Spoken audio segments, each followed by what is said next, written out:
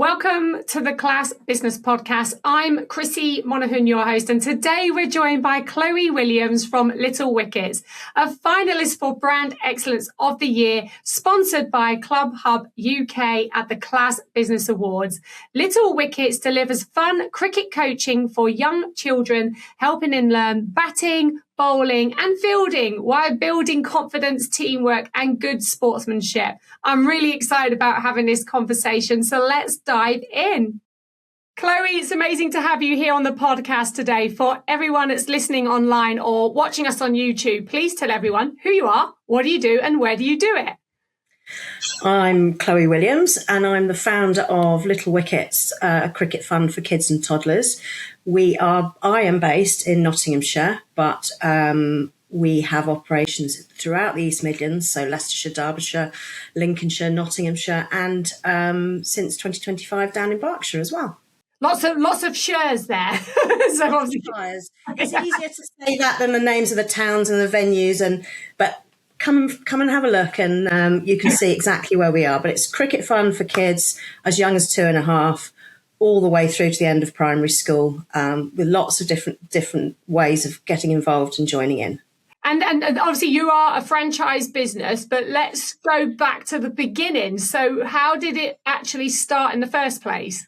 So we've been running for 15 years, but probably I'd say 17 years ago, I was the mother of a very young 2-year-old and pregnant with my second child.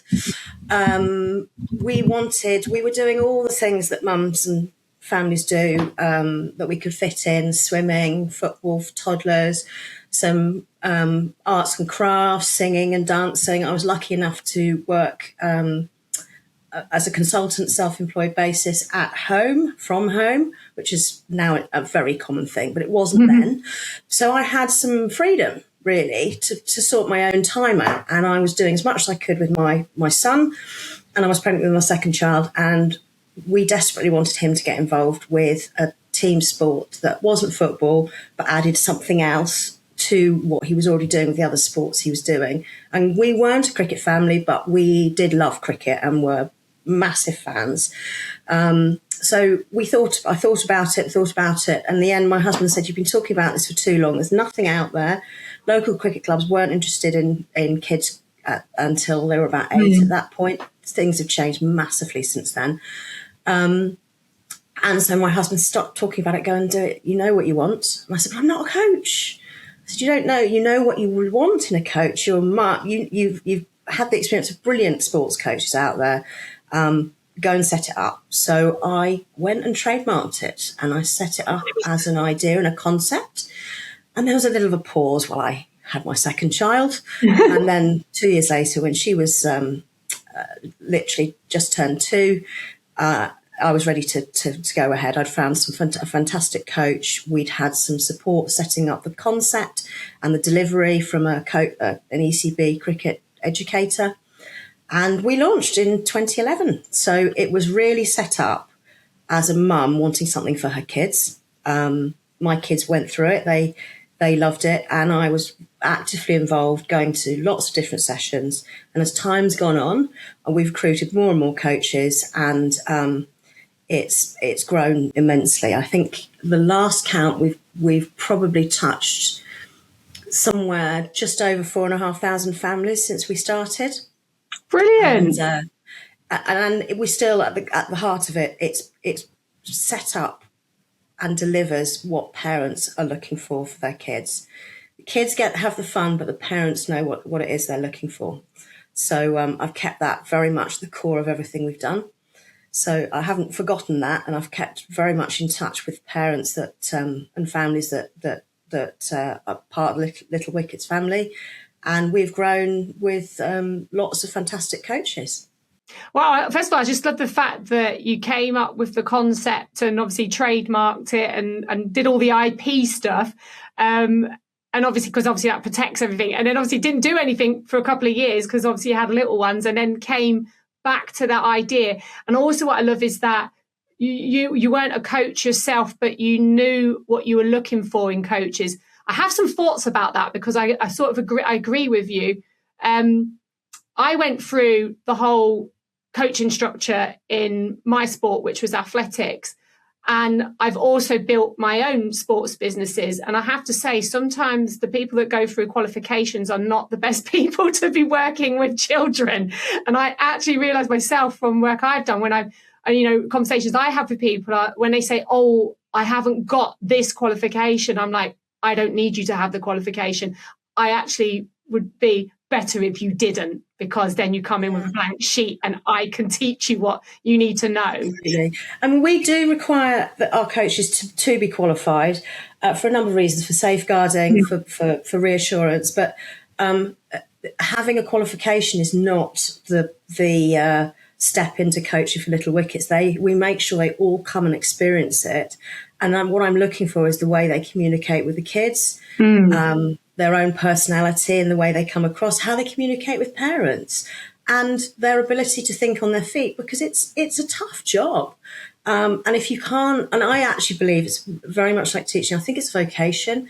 I think it's something you can support and encourage and add bits to. But if you haven't got it at your core and you don't believe in the power of sport and what this can bring to really young kids, then you come across as quite drab and boring, and that's not what we're about. That's one of the biggest challenges, is making sure we've got the right people in place to deliver it. And I'm really proud that we've got people that are coaches, that 5 or 6 coaches that have been with us for virtually since the beginning. And then they're self-employed, they're doing other things as well.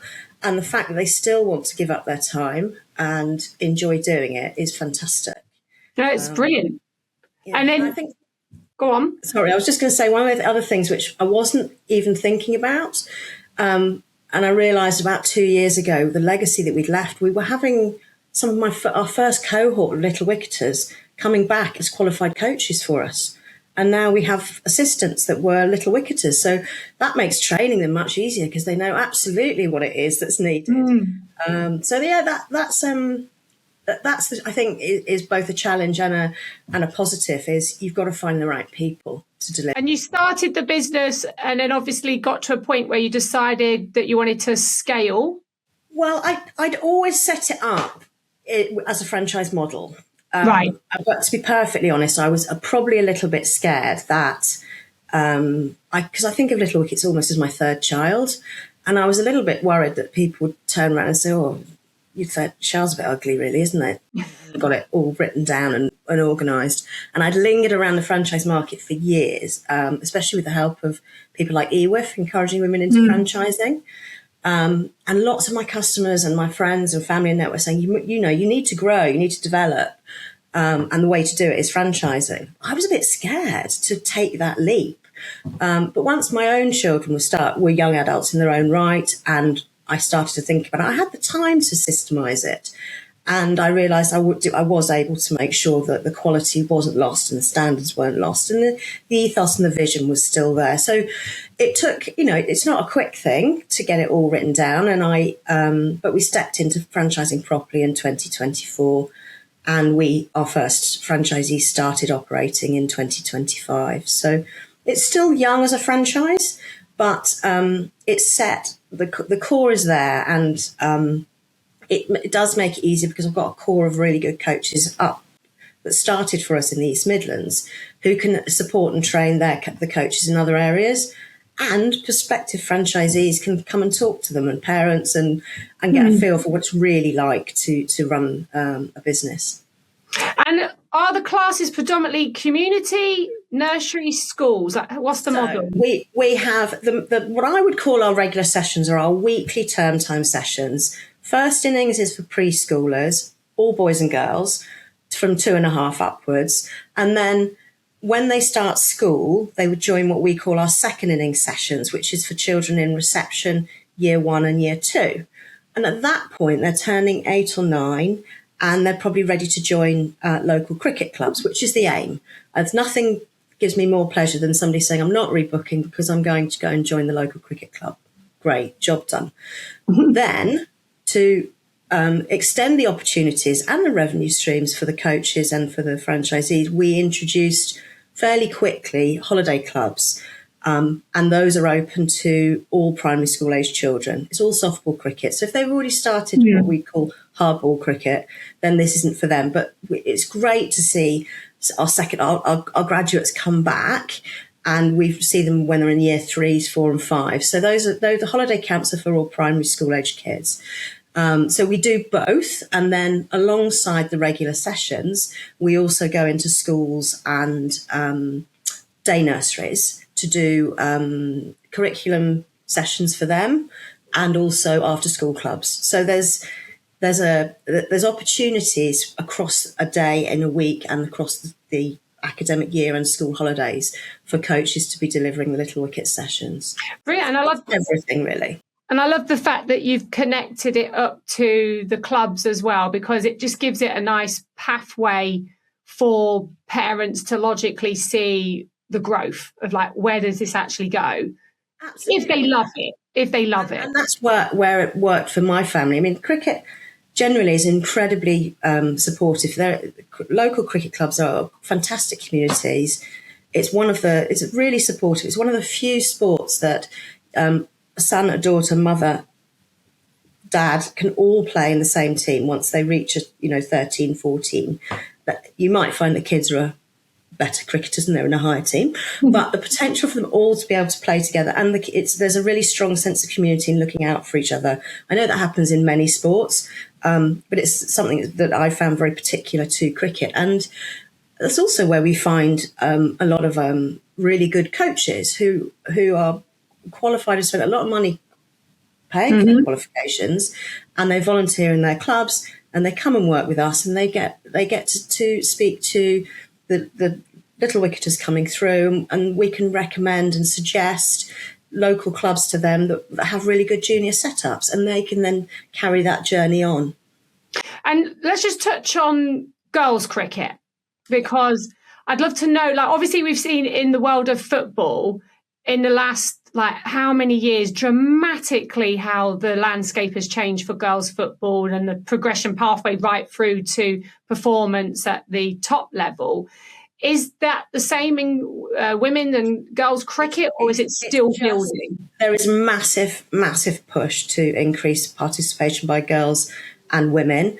And I'm pleased to say that at Little Wickets, we have approximately 45% of our Little Wicketers are girls, which is on par with sort of national participation across girls' cricket, girls' sport generally. We'd obviously like to increase that. But there is a massive move to increase participation, and they've just a year and 2 years ago, they changed the structure for women's cricket. So now there is a really strong pathway for to become a professional paid female cricketer. Yeah. So they restructured everything to try and line it up more closely with men's cricket. And that's filtered through into club cricket. And obviously there's lots of participation at the lower level, which is in All Stars and Dynamos, which is the entry level for the ECB, which is the national governing body for softball cricket. And so we're getting a lot more girls through. It hasn't got to the level of success that the Lionesses, for example, have got, but there is a visible pathway there. There are role models. There are women and girls that are being paid to play, where it used to just be central contracts for England players. Now there is the opportunity to be part of what's called the Tier 1 teams and play for a county and make it your career. And that in itself means that it's not the goal of Little Wickets. Obviously, we have seen some of our participants go onto that pathway, but just the participation at grassroots level and in cricket clubs of girls' cricket is immense. They've done a really good job to encourage girls into participation in grassroots cricket as well. Yeah, and I'm sure, like, in years to come, you will see, the people that you work with, because obviously then they can see that there is a way forward, and also the game in general has evolved, hasn't it, over the years, like with the 2020 cricket, to make it more entertainable. Yeah. Yeah. What COVID did for women's cricket was it meant that the 100, which was the new concept of cricket, fast and furious and very much aimed at the family market and bring kids into the game. Because of COVID, they had to have double headers. So the women were playing on the same day, same ground as the men, and people were buying tickets and coming to watch both. So that made a really massive impact. But more than anything, the investment into women's cricket at the highest level has really meant that there is something that you can see you can see a pathway, you can see role models, and people now talk about women's cricket and watch it as a genuine sport, and it's not sidelined in any way or form. Yeah, and so it should, and obviously that means the more children see it happening means they're more curious about actually getting involved at a local level and starting that journey with you. So it's vital that it's done at the top so the bottom can feed things through. And there's also been loads of work, and it's just coming to fruition now for getting cricket into state school. I think blowing the perception away that it's an elitist sport. You have to have lots of money to play it, and you have to go to this place or that place to play it is being changed as well, because it isn't like that at grassroots cricket. And I think it's important that people see that, and getting it into secondary schools through the various initiatives the ECB are doing is really important, and that all feeds in. And we're doing our little bit to bring more people in from the very bottom. Yeah, because they're the ones that are going to go on in the future, like, for sure. And like, obviously, we're halfway through the year, and you probably had some goals that you wanted to achieve this year. Are we on track? Are we moving forward in the right direction? Well, I think personally, my main goal was to widen the franchise operation and to bring more people into franchising. But I was always very deliberate that it was going to be slow and steady. So that it's about finding the right people that believe in it. And I'm pleased to say there are several conversations ongoing. No news I can share just yet, but yes, several conversations are going ahead. And in terms of sort of for all the different operations, we've seen a massive uptake for our holiday activities, which is very pleasing. And rebookings, we have very loyal customers, which is something that you can never take for granted. But I'm pleased to say that so far it's looking very positive for the following terms. I'm pleased that's happening for our Berkshire franchisee as well, because they can grow in the knowledge that they're doing something great as well. Yeah. And obviously you're a finalist with us for Brand Excellence of the Year Award, which is so exciting. And obviously that links nicely up with what you were just talking about, that the families are very loyal to the brand. Tell me what you think creates that loyalty for you. Like, what's Little Wickets doing that's different to anyone else and keeping their customers? Well, whether it's different or not, I'm not sure. There are lots of brilliant child activities providers out there doing great things. And the wonderful thing about families is that parents want their children to experience lots of different things. I think what we hear and what I'm proudest of with Little Wickets and why people come back is the coaching team. They feel part of the family. It's what they deliver. Somebody will see us on social media, hear about us from a friend, and they'll come along and they'll experience what we've said we will deliver. So it's fun, it's safe, it's engaging. We're building those big kids skills without the kids even realising it, but parents see it slowly over time. And I think that all that credit goes to the coaching team. And they are effectively living our brand, and they are our brand. They are the people that make all the difference. That's why when I started, I knew what it was I wanted from a coach.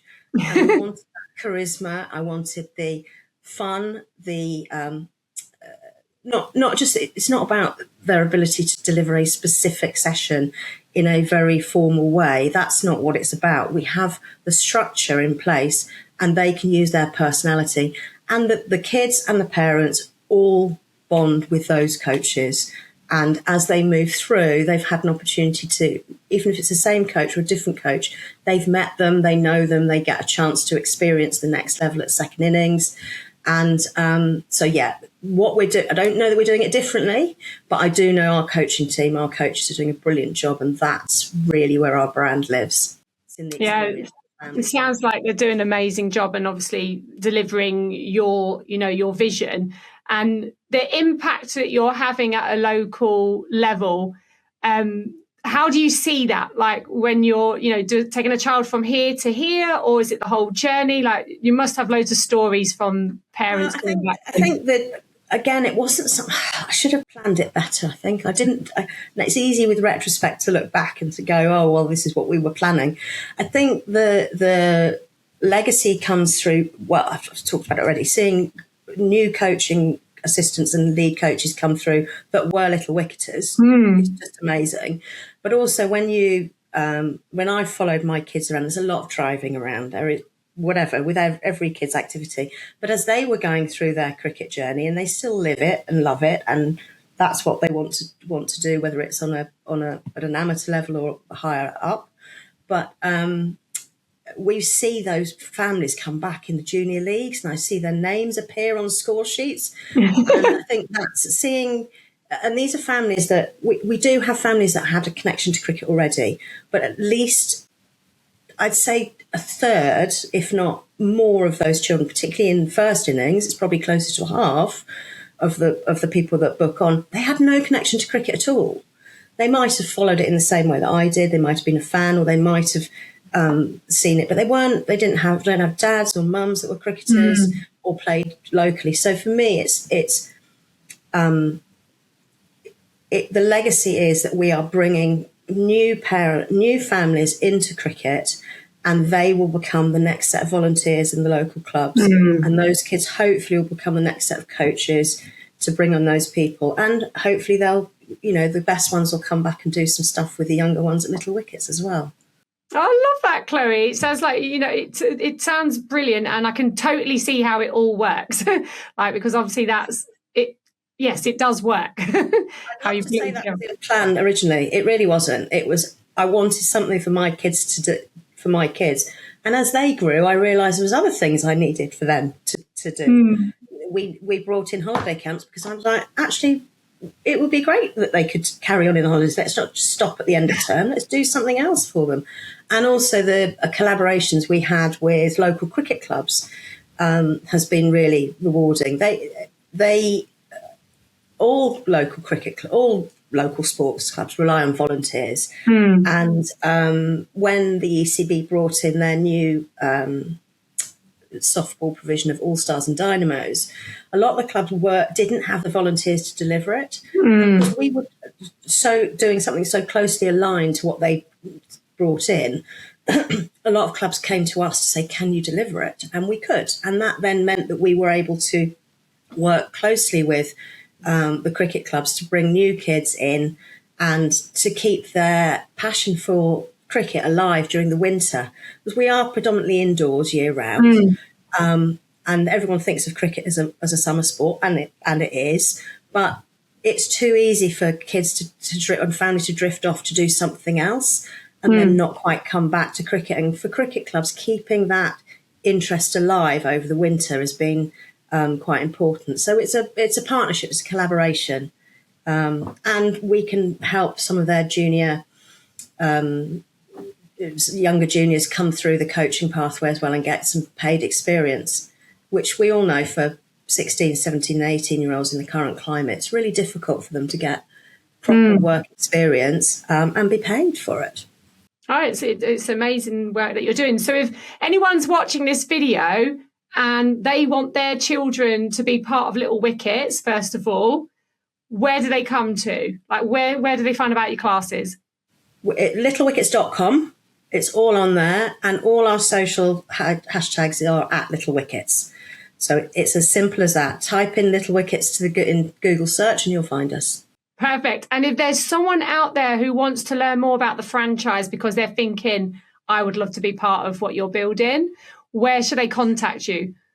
They can go to the same website and click on Work With Us, and there's a link that will take them straight through to the franchise website, and they can download a discovery prospectus.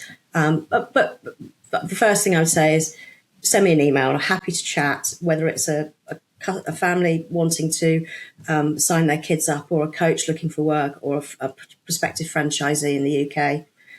Send me an email. Just Brilliant. Wickets.com. Perfect. And if you're a provider out there and Chloe's story has resonated with you about how she grew her business from identifying the need, solving the problem, getting started, and now has taken it to a national franchise, where's the place for them to have a little chat with you about how you grew your business?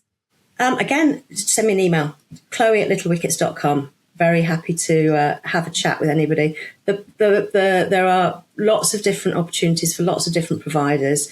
And the one thing that has really helped me through the 15 years and helped us grow as a brand and a business has been working with other providers and even running activities with them and community events. So yeah, if you're out there and you're already a provider and you want to work with us, or you're thinking of setting up, just drop me an email, chloe@littlewickets.com. Perfect, Chloe. Well, thank you, Chloe, so much for your time today and sharing your story. I've absolutely loved hearing about what you're building with Little Wickets. And it's brilliant and it's just all exciting. And I can't wait to see what the next 5 years looks like for you. So thank you for your time today. Thank you.